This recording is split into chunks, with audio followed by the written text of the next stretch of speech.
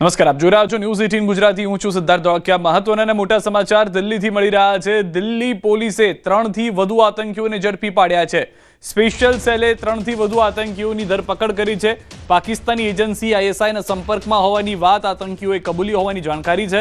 આતંકવાદી શહજાદ ભટ્ટી સાથે જોડાયેલા હતા। તમામ આતંકીઓ ઉત્તર ભારતના રહેવાસી છે।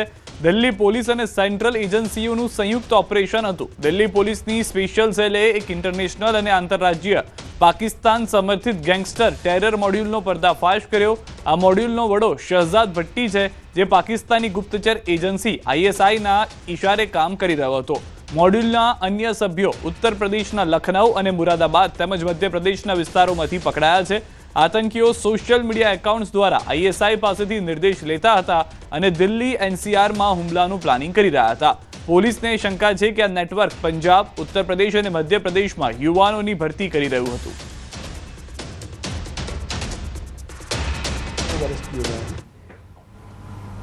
ये इनमें से एक आदमी जो है वो पंजाब का है, हरगुनप्रीत सिंह, 19 साल का। एक आदमी पंजाब का है, हरगुनप्रीत सिंह 19 साल का पंजाब का है। दूसरा आदमी इसमें जो है वो एक प्रजापति है, जो कि विकास प्रजापति 19 साल का। ये लड़का दतिया मध्य प्रदेश का है। और तीसरा एक आरिफ है, जो कि बिजनौर उत्तर प्रदेश का है।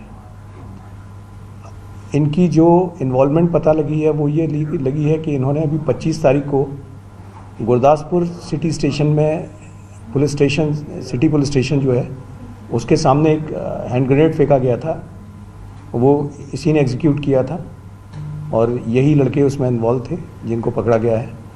इसके अलावा इनके टारगेट्स पे और भी कई जगह थी जहाँ पे इस ग्रुप को, जहाँ की इन्होंने वीडियोग्राफी की थी, रेकी की थी और इनको फेंकना था। કોંગ્રેસથી નવી પાર્ટી બનાવવા અંગે ફૈઝલ પટેલનું નિવેદન। સ્વર્ગીય અહેમદ પટેલના પુત્ર ફૈઝલ પટેલનું મોટું નિવેદન। નવી રાજકીય પાર્ટીની કોઈ પહેલ નથી। કોંગ્રેસથી વિભાજનની કોઈ વાત નથી। કોંગ્રેસ એપીનો કોઈ સ્ટેન્ડ નથી। લોકોને મત જાણવા માટે અમે ટેસ્ટ કર્યો હતો। પોતે મૂકેલી પોસ્ટ અંગે ફૈઝલ પટેલે ખુલાસો કર્યો છે। जो पार्टी वर्कर्स बहुत अफसोस में है, क्योंकि 24 से हमारी टिकट कांग्रेस की चली गई थी और आम आदमी पार्टी को दे दी गई थी।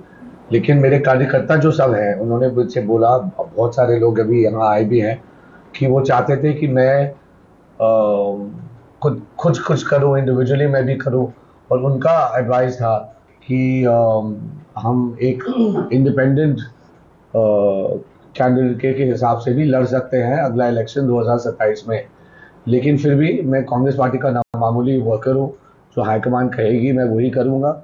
और अभी तो मैं कांग्रेस पार्टी में ज़रूर हूँ। कांग्रेस एपी का स्टैंड अभी कुछ नहीं है, क्योंकि ओपिनियन आ गई है, अच्छा ओपिनियन आया था लोगों का। लेकिन फिर भी हमने सोचा कि कांग्रेस एक ग्रैंड ओल्ड पार्टी है और हम सब मिलके काम कर सकते हैं। ये स्प्लिट ऐसी कोई बात नहीं है कि कांग्रेस पार्टी से हमारा स्प्लिट हो रहा है। સુરતથી મહત્વના સમાચાર। વરુણ પટેલના નિવેદનને અલ્પેશ કથિરિયાનું સમર્થન। પાટીદારો સહિત અન્ય સમાજને ઈડબ્લ્યુએસ મળવું જોઈએ। ઈડબ્લ્યુએસ લાગુ થશે તો સ્થાનિક સ્વરાજ્ય ચૂંટણીમાં લાભ મળશે। ઈડબ્લ્યુએસ અનામત મુદ્દે હાઈકોર્ટમાં પિટિશન દાખલ કરાઈ છે। ઈડબ્લ્યુએસ નહીં મળે તો પાટીદારોના રાજકારણનો અંત આવી જશે। સંપૂર્ણ જે અનામતની વ્યવસ્થા છે પ્રથમ વખત સ્થાનિક સ્વરાજની ચૂંટણીમાં લાગુ પડે છે, ત્યારે સાથોસાથ 10% ઈડબ્લ્યુએસનો સમાવેશ થઈ જાય તો ભવિષ્યમાં કોઈપણ પ્રકારના ટેકનિકલી કોઈપણ પ્રશ્ન પણ ન સર્જાય અને દરેક વર્ગને પોતાનું પ્રતિનિધિત્વ મળી શકે। એ માટે ચૂંટણી પંચને પણ અમે રજૂઆતો કરી છે। હાઈકોર્ટમાં પણ દિનેશભાઈએ પિટિશન કરી છે અને ભવિષ્યમાં આ બાબતે સુખદ નિર્ણય આવે એવી અમે આશા રાખીએ છીએ। સુરતમાં એસઆઈઆર હેઠળ મતદાર યાદી સુધારણા કાર્યક્રમ ચાલી રહ્યો છે। ડેપ્યુટી સીએમ હર્ષ સંઘવીએ અલગ અલગ બૂથ પર ચાલી રહેલી કામગીરીની સમીક્ષા કરી। ડેપ્યુટી સીએમએ નાગરિકો વતી બીએલઓનો આભાર માન્યો હતો, તો બીએલઓની કામગીરીના કારણે વિદ્યાર્થીઓ અભ્યાસ પર પડતી અસરને લઈને હર્ષ સંઘવીએ નિવેદન કર્યું। કલેક્ટર દ્વારા આ બાબતને ધ્યાનમાં રાખીને આજુબાજુના કોલેજો, આઈટીઆઈના કર્મચારીઓને પણ લેવામાં આવી રહ્યા છે, જેથી બીએલઓ પર ઓછામાં ઓછું ભારણ રહે તે પ્રકારે આયોજન કરવામાં આવ્યું। સાથે જ પોતાની નાની મોટી તકલીફોને બાજુમાં મૂકીને કામગીરી કરી રહેલા તમામ બીએલઓનો આભાર માન્યો। અલગ અલગ ક્ષેત્રમાં જઈને હમણાં આ વિસ્તારમાં પહોંચ્યો છું। હજી બી અલગ અલગ સેન્ટરો પર હું જઈને આ જ રીતે મારા વિસ્તારમાં કામ કરતા સૌ બીએલઓને લોકશાહીના પર્વને મજબૂત બનાવવા બદલ એમનો આભાર માનવા આવ્યો છે. જૂનાગઢથી સમાચાર. સાસણગીર જંગલ સફારીમાં ઓનલાઈન બુકિંગ ફ્રોડનો મામલો. જૂનાગઢ પોલીસે ઓનલાઈન ફ્રોડના મુખ્ય આરોપીને ઝડપી પાડ્યો. રાજસ્થાનના મુખ્ય આરોપી રાશિદ ખાન, અયુબ ખાન મજીટીની ધરપકડ. સિંહ સદન રેસ્ટ હાઉસના બુકિંગની નકલી વેબસાઇટ બનાવી કરતા હતા ફ્રોડ. સાસણ આરએફઓએ નોંધાવી હતી ફરિયાદ. આરોપી પાસેથી 2 મોબાઈલ જપ્ત કરાયા છે. સાસણગીર સિવાય જગન્નાથ મંદિર, શ્રીધામ આશ્રમની નકલી વેબસાઇટ બનાવ્યાનો ખુલાસો. નકલી વેબસાઇટ બનાવી પ્રવાસીઓ સાથે કરતા હતા છેતરપિંડી. આરોપીના બેંક ખાતા તેમજ કેટલાક લોકો સાથે છેતરપિંડી કરી છે તે અંગે પૂછપરછ શરૂ કરાઈ છે. ફોરેસ્ટનું જે સિંહ સદન છે કે જ્યાં ઓનલાઈન બુકિંગ થતું જ ન હતું, પરંતુ આ જે આરોપી છે, આરોપીએ ઓનલાઈન બુકિંગ દ્વારા અને અમુક નંબર આપીને વોટ્સએપ કોલિંગ દ્વારા જે કે એના આ રીતના એની જાળમાં સપડાય એ લોકો પાસેથી પૈસા ખંખેરી અલગ અલગ બેંકોમાં અને એ રીતના છેતરપિંડી આચરેલ. રાજકોટના ઉપલેટા તાલુકાની મોટી પાનેલી ગ્રામ પંચાયતમાં ભૂગર્ભ ગટરના કામને લઈને વિવાદ ઉભો થયો છે. મહિલા સરપંચની મંજૂરી વગર અચાનક ભૂગર્ભ ગટરનું કામ શરૂ કરી દેવાયું છે. ગ્રામજનો દ્વારા જાણ થતાં સરપંચ સ્થળ પર જઈને કામ અટકાવી દીધું હતું. જે બાદ ઉપલેટાના તાલુકા વિકાસ અધિકારીને લેખિતમાં ફરિયાદ કરી છે અને ગ્રામ પંચાયતની જાણ બહાર થતાં આ કામનું કોઈ પણ બિલ ન ચૂકવવા માટે રજૂઆત કરી છે. બીજી તરફ ઉપસરપંચે પણ સરપંચ પર વિકાસના કાર્યોમાં વિઘ્ન કરવાનો આક્ષેપ કર્યો, જેને લઈને ગામમાં રાજકીય મામલો ગરમાઈ ગયો છે. જો આ રોડ બન્યા પહેલા ભૂગર્ભ ગટરના પાઇપ ફિટ નહીં થાય અને બાદમાં વર્ક ઓર્ડર થશે તો ફરીવાર રોડ ખોદવો પડશે અને સ્થાનિકોને પરેશાનીનો ભોગ બનવું પડશે. અમારા ગામમાં ભૂગર્ભ ગટરનું અમને કોઈ પૈસા વગરનું કામ કરે છે. કઈ જગ્યાએ? મોહન બાપાના પુત્રા પાસેથી રેલવેના પાટા સુધી. અમે એમ કહીએ કે અમને પૈસા વગરનું કોઈ કામ કરી ન શકે ને અમને પૈસા વગરનું કોઈ બિલ ન કરે. સરપંચનો આ ચાલવાનો રસ્તો છે ત્યાંથી નીકળ્યા અને ખબર પડી કે આ ભાઈ ભૂંગળા છે એ નખાવાનું કામ કોને ચાલુ કરાવ્યું છે. પછી પંચાયતમાં એમને જોડાયું કે આપણે કોઈ આ બાબતનો ઠરાવ આપેલ છે કે નહીં. તપાસ કરતા એને માલુમ થયું કે આપણે કોઈ ઠરાવ આપ્યો નથી, બરાબર છે, અને એસ્ટિમેટ નથી કોઈ વર્ક ઓર્ડર. તો આપણે ભાઈ સરપંચશ્રીએ રૂબરૂ તાલુકા પંચાયતમાં જઈ અને ટીડીઓ સાહેબને એક લેખિતમાં અરજી પણ આપેલી છે. અમદાવાદના ચાંદખેડા પોલીસ સ્ટેશનના ટેરેસ પરથી એક વૃદ્ધે કૂદી આપઘાત કરી લીધો હતો, જેને લઈને ચાંદખેડા પોલીસે તપાસ તેજ કરી છે. તપાસ તેજ દરમિયાન વેલજીભાઈના કુવા પાસે રહેતા તેમના વૃદ્ધ દીકરા અને પત્ની સાથે પારંપરિક કંકાસમાં બોલાચાલી થઈ હતી. તપાસમાં સામે આવ્યું છે કે મૃતક સુરેશભાઈ અવારનવાર પરિવારજનો આપઘાત કરવા માટેની ચીમકી આપતા હતા. ગયા મહિને રાજસ્થાન પરિવાર સાથે પ્રવાસ ગયા હતા. એ દરમિયાન પણ તેમને ચાલુ ટ્રેનમાંથી આપઘાત કરવાની ધમકી આપી હતી. આપઘાત કરનાર મૃતક સુરેશભાઈ છેલ્લા 8 મહિનાથી માતાજીના ભુવા તરીકે પોતાની જાતને ગણાવતા હતા. ત્યારબાદ પારિવારિક ઝઘડો હોય એ લોકો અંદરો અંદર વાતચીત કરતા હતા. એ દરમિયાન અચાનક જ જે સુરેશભાઈ કરીને છે, જે સામાવાળા જે એના પિતા, એને પોલીસના ટેબલ ઉપર પડેલ પેપર કટરનો જે પોકર હોય છે એ લઈ અને પોતાની જાતને ઈજા કરવાની કોશિશ કરે. સુરતમાં એટીએમમાં ચેડા કરી રૂપિયા ચોરી કરતી ગેંગ ઝડપાઈ છે. અલગ અલગ બેંકના 18 એટીએમ, રોકડા, 26,750 રૂપિયા સહિતનો મુદ્દામાલ જપ્ત. પોલીસે ગેંગના 4 આરોપીઓની કરી ધરપકડ. ગેંગની કરતૂત સીસીટીવી કેમેરામાં કેદ થઈ. સીસીટીવીના આધારે આરોપીને ઝડપી પાડ્યા. આરોપીને કોર્ટમાં રજૂ કરી 1 ડિસેમ્બર સુધીના રિમાન્ડ મેળવ્યા છે. રિમાન્ડ દરમિયાન અન્ય ગુના ઉકેલવાની શક્યતા. આ ગેંગ એટીએમમાંથી રૂપિયા નીકળવાની ટ્રેની આગળ પ્લાસ્ટિકની કાળી પટ્ટી લગાવી દેતી હતી, જેના કારણે ગ્રાહક દ્વારા રૂપિયા ઉપાડવામાં આવે તો પટ્ટીમાં પૈસા ફસાઈ જતા. ગ્રાહકને લાગતું કે રૂપિયા નીકળ્યા નથી. બાદમાં ગેંગના માણસો આવીને ફસાયેલી રૂપિયાની ચોરી કરી લેતા હતા.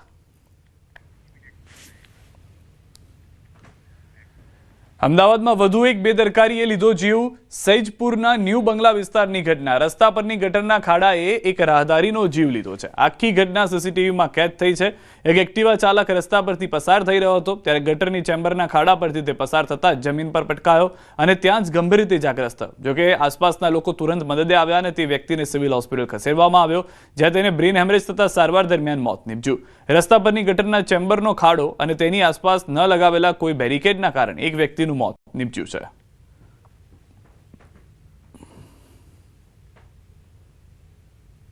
चाचा यहाँ से ऑफिस से अपने घर जा रहे थे, तो यहाँ जो गटर का ढक्कन है उसके लिए यहाँ के लोगों ने 5-6 बार म्यूनसिपाल्टी में कंप्लेन की हुई है, पर उसके लिए ये लोग इतनी बेदरकारी है, अभी तक ये लोग रिपेयर करने के लिए आए नहीं।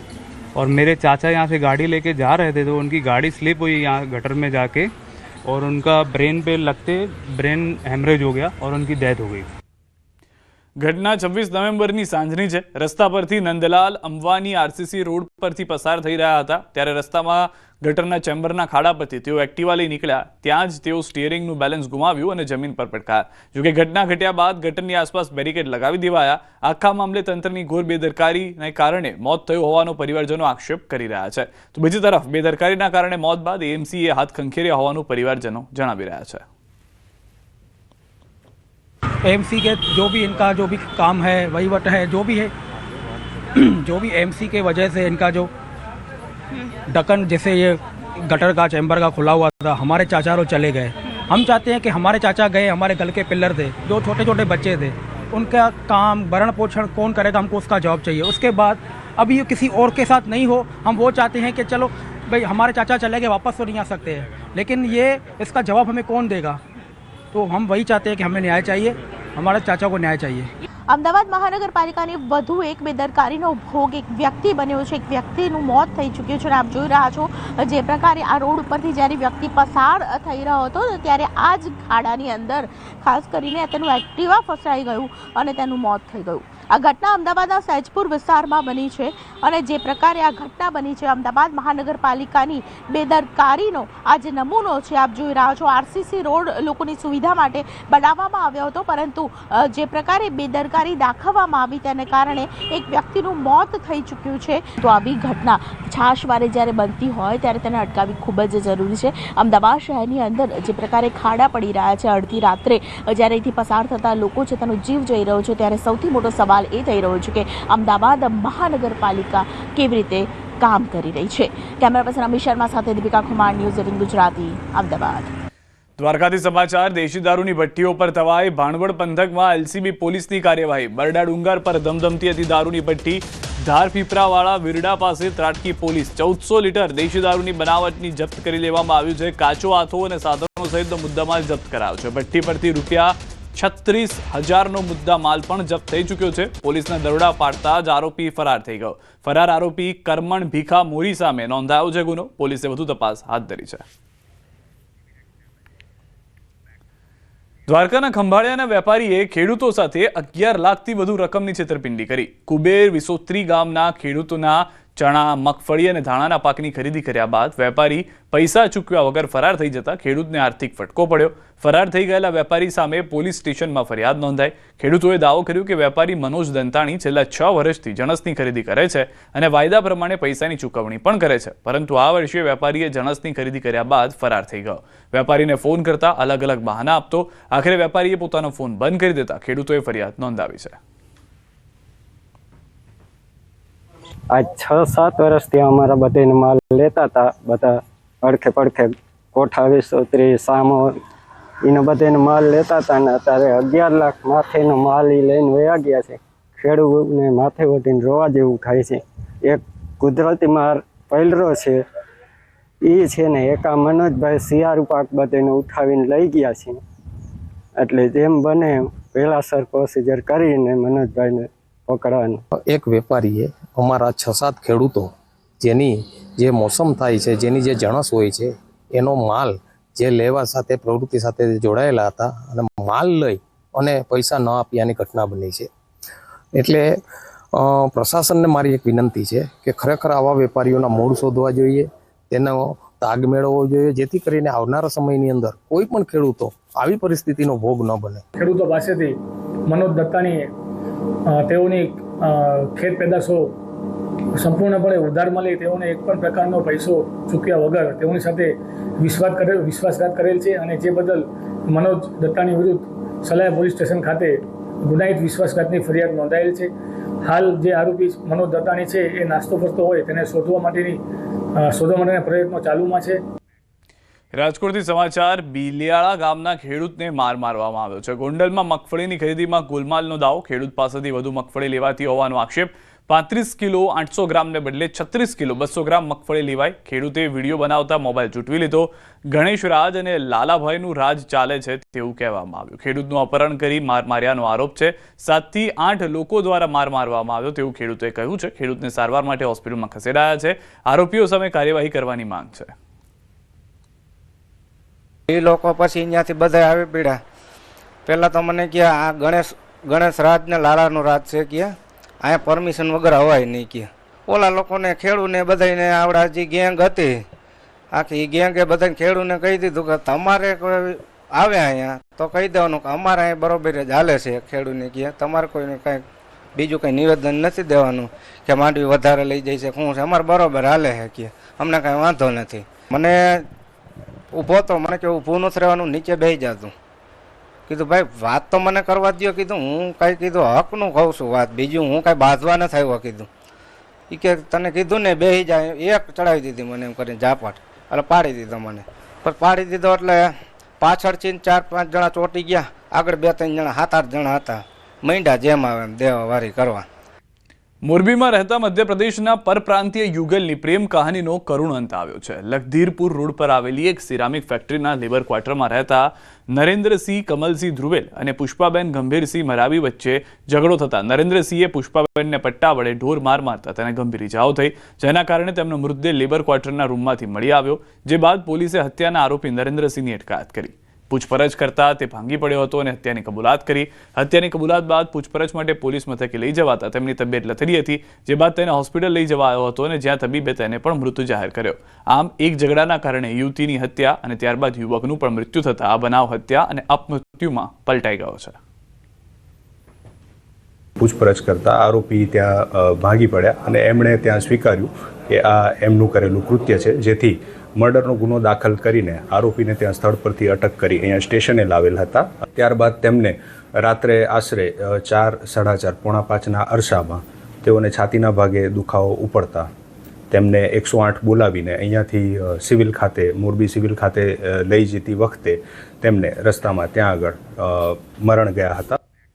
સુરેન્દ્રનગર જિલ્લામાં ખેડૂતોએ રવિ સિઝનનું વાવેતર પૂરજોશમાં શરૂ કર્યું છે. નવેમ્બર માસના અંત સુધીમાં જિલ્લામાં 43,838 હેક્ટર જમીનમાં ઘઉં, ચણા, જીરું, વરિયાળી, અજમો અને શાકભાજી સહિતના પાકનું વાવેતર નોંધાયું છે, જે ગત વર્ષની વાવેતરની સરખામણીએ આ વર્ષે 10,000 હેક્ટરથી વધુનો વધારો જોવા મળ્યો છે. સૌથી વધુ વાવેતર 13,000 હેક્ટરમાં ચણાનું કરવામાં આવ્યું છે. જોકે ચોમાસામાં થયેલા કમોસમી વરસાદને કારણે જમીનમાં જ ભેજ હોવાથી આ વર્ષે શિયાળુ વાવેતર થોડું મોડું થયું છે અને જીરુના વાવેતરમાં ઘટાડો નોંધાયો છે.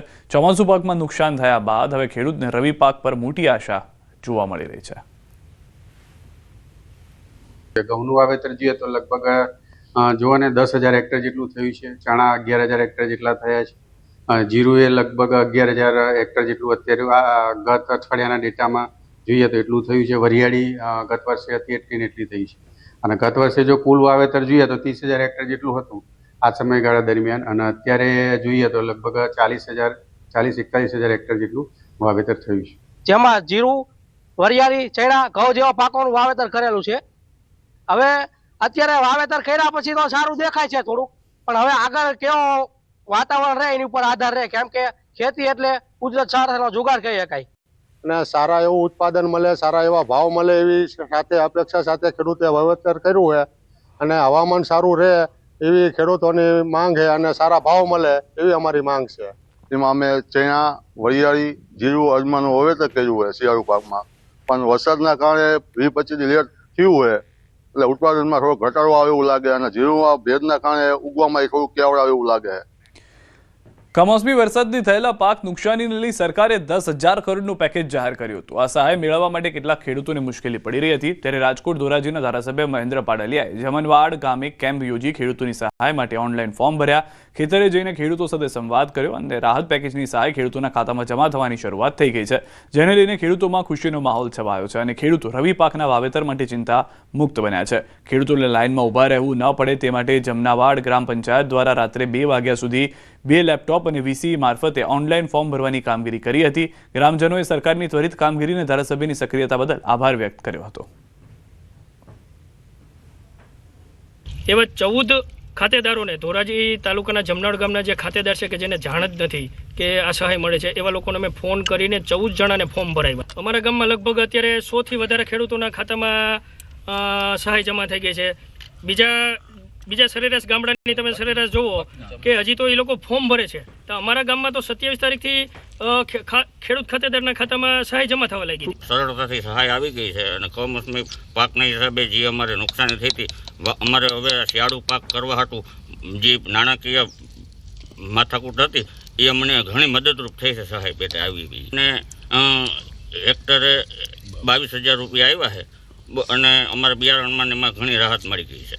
ગામે ગામ તમામ ગામની અંદર સહાયના ફોર્મ તાત્કાલિક ભરવા તમામ ગ્રામ પંચાયતે ખૂબ જવાબદારીપૂર્વક કામ કરી અને આજે ખેડૂતોના ખાતામાં પૈસા પણ જમા થઈ ગયા છે.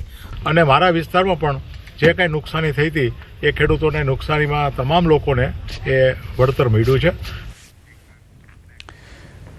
પાકિસ્તાન જેલમાં બંધક ભારતીય માછીમારોના પરિવારોની હાલત કફોડી છે. 6 નવેમ્બરના રોજ દીવના સાઉદીવાડીના 2 માછીમારો અને વણાક બારાના 1 સહિત 8 જેટલા માછીમારોને પાકિસ્તાન મરીને બંધક બનાવ્યા હતા.